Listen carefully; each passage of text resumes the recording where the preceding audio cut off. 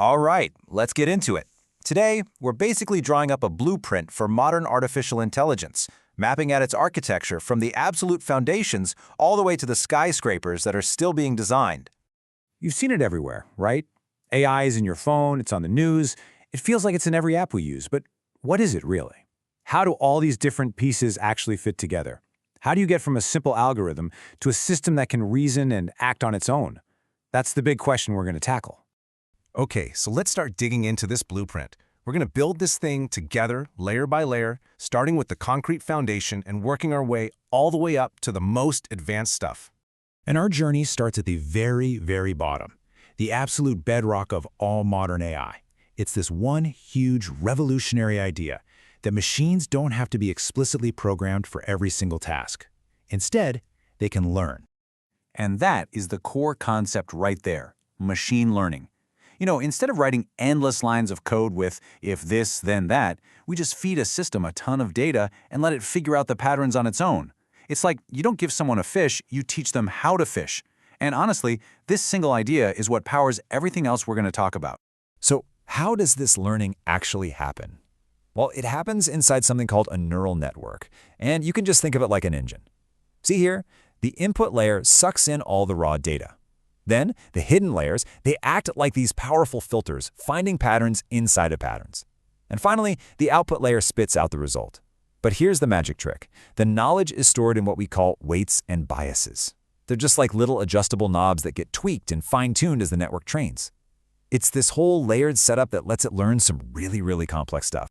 Okay, foundation's poured. Now we can start building the next major part of our structure, the architecture that finally gave machines the ability to understand the messiness and nuance of human language. The huge breakthrough here was this thing called self-attention. See, before transformers, models had to read a sentence one word at a time, and they'd often forget the beginning by the time they got to the end. Self-attention totally changes the game. It lets the model look at the entire sentence all at once and figure out, okay, which words are most important to understanding this specific word. The key takeaway? It gets context in a way nothing before it ever could. And wow, this slide just perfectly shows the explosion that happened next. I mean, we've gone from these early models that could barely handle a sentence to the AI we have today that can see, hear, and talk. Every single one of these generations was a massive leap forward. From just getting context to learning with only a few examples, and now to actually performing complex step-by-step reasoning. The speed of innovation here is just staggering. It's wild.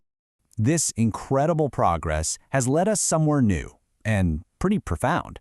We're now at a point in our blueprint where the building doesn't just sit there and process information, it starts to act on it. This is where autonomy begins. And this is, without a doubt, the biggest change happening in AI right now. We're moving on from the chatbots you're used to, the ones that just answer your questions. The new frontier is what's called agentic AI. These are systems you can give a high-level goal, and they'll figure out the steps to get it done all by themselves. So how does an AI agent actually think? Well, it basically runs on this continuous loop. It observes what's going on, it comes up with a plan, it grabs whatever tools it needs, and then it takes action. But here's the really important part. It looks at the result of its action and self-corrects if it messes up. So the revolution isn't just that it can do things, it's that it can learn from its own actions in real time. It's its own troubleshooter, getting better with every task it does. Now what's so cool here is how this stuff actually works in the real world. Goal orientation? That means you can say, book me the cheapest and fastest trip to Paris, not just search for flights. Multi-step planning? It could manage an entire software project from start to finish. And this idea of multi-agent collaboration, that's where things get really wild. You could have an insurance AI negotiating directly with a repair shop's AI to settle a claim. It's a whole new level. Okay, but all this incredible new power, it brings an equally incredible amount of responsibility, right? So, the next part of our blueprint has to be about governance, about safety, about ethics. This quote really gets to the heart of maybe the biggest challenge in the entire field, AI alignment. As these systems get more and more powerful and autonomous, how do we make absolutely certain that their goals are our goals? How do we build them so they're always helpful, harmless, and honest? That's the billion-dollar question, and it's the core mission of alignment research. A huge piece of being responsible is protecting people's data. And for that, the gold standard is something called differential privacy. The concept is kind of genius. You add just enough random noise to the data when you're training the model, so the model learns the big, important patterns, but it's mathematically impossible for it to pinpoint any one person's specific information. It's basically a mathematical guarantee of anonymity. But, of course, that guarantee comes with a trade-off. This slide lays it out perfectly. The more noise you add, the stronger the privacy protection is. But that noise can also make the model a little less accurate.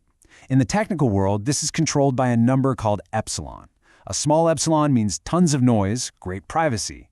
A large epsilon means less noise, better accuracy. Finding that perfect sweet spot is one of the toughest challenges in building AI we can all trust. All right, we've built our structure all the way from the foundation of machine learning through the complex floors of language models and agentic AI, and we've even added the safety and governance frameworks. So now, for the very top of our blueprint, where is all of this actually going? And this is the term you're probably hearing all the time now, AGI, or Artificial General Intelligence. It's really important to be clear on what this actually means. The AI we have today is narrow AI. It can be a total genius at one specific thing, like playing Go or writing code. AGI, that's the hypothetical next level. It's a single system that can learn, reason, and create across any field, at or even above the level of a human being. But before we get too lost in the future, let's take a quick look at right now. This chart shows who's using AI assistants today. And what's really fascinating to me is that spike in the 61-plus age group. They're using it almost as much as the youngest group. What that tells you is this isn't just some toy for tech kids. Its value is being seen by everyone, across all generations. And that brings us to the final and most dramatic question of all. When might AGI actually get here? This slide just lays out the predictions from the very people building this tech, and the range is just breathtaking. You've got some leaders who think it's just a couple of years away, and you've got other pioneers in the field who are way more skeptical, saying it's decades out. The crucial thing to understand is that nobody really knows for sure, but that timeline, it feels like it's shrinking fast. So there you have it, the architectural blueprint for modern intelligence.